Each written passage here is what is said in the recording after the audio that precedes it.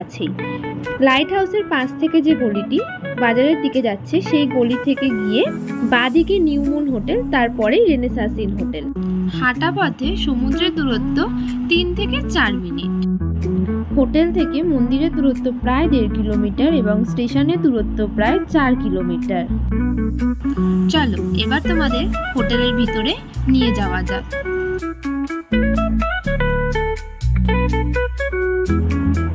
এখানে তোমরা lift facility পাবে, কিন্তু স্নান করে আসার পরে লিফটে অ্যালাউ নয়।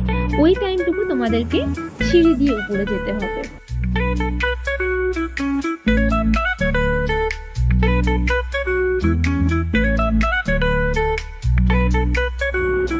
এখানে তোমরা এসি এবং নন এসি 2 রকমেরই রুম পেয়ে যাবে।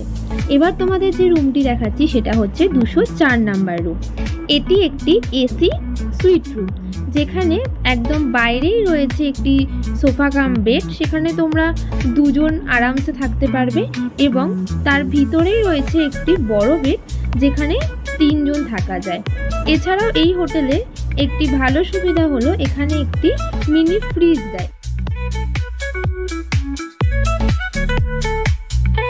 এই হোটেলে সুইট রুম আর প্রিমিয়াম রুমে শুধু আপনি মিনি ফ্রিজের সুবিধা পাবেন, আর কোনো রুমে নেই। এখানে স্টাফদের ব্যবহার খুব ভালো, খুব হেল্পফুল।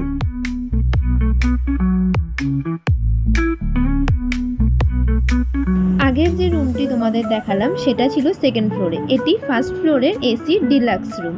এর প্রাইস 1400 টাকা। এখানে তোমরা 3 জন থাকতে পারবে। আর এটি হলো 2nd ফ্লোরের এসি ডিলাক্স রুম।